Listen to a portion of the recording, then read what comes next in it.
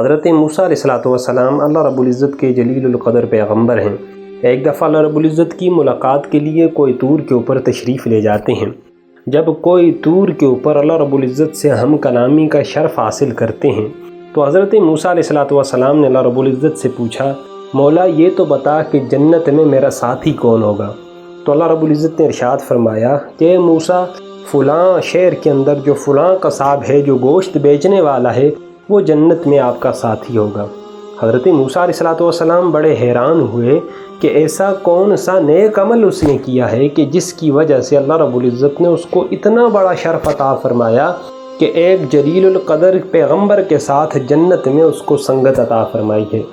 تجسس اور جستجو میں آپ چل پڑتے ہیں، اس کے شہر میں جاتے ہیں اور اس قصاب کی دکان کا پتہ کرتے ہیں اور اس کی دکان کے اوپر جا کے بیٹھ جاتے ہیں۔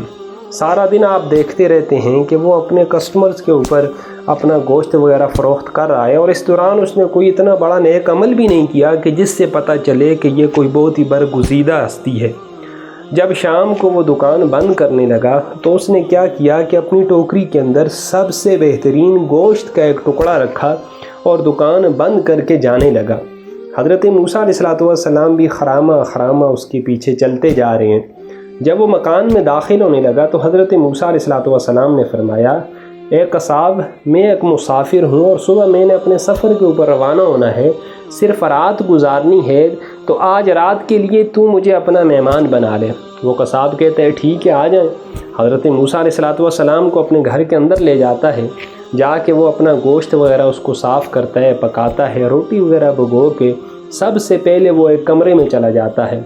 حضرت موسیٰ علیہ السلام کیا دیکھتے ہیں کہ اس کمرے کے اندر ایک نہایت ہی ضعیف و ناتواں بڑھیا ہے جس کو یہ قصاب روٹی کھلا رہا ہے۔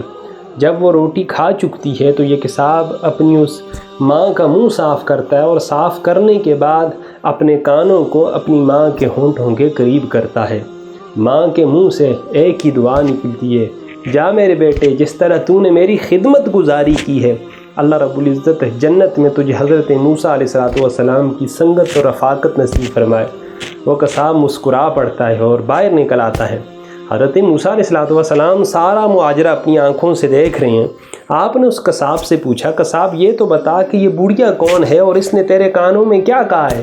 تو وہ قصاب کہنے لگا، اے شخص، یہ جو بڑھیا یہ میری ماں ہے، اور جب یہ کھانا کھا چکتی ہے تو ایک ہی دعا دیتی ہے مجھے کہ جا اللہ رب العزت جنت کے اندر تجھے حضرت موسیٰ علیہ السلام کی سنگت اور رفاقت نصیب فرمائے۔ تو میں مسکرا پڑتا ہوں کہ کہاں حضرت موسیٰ علیہ السلام اور کہاں پہ میں ایک غریب امتی۔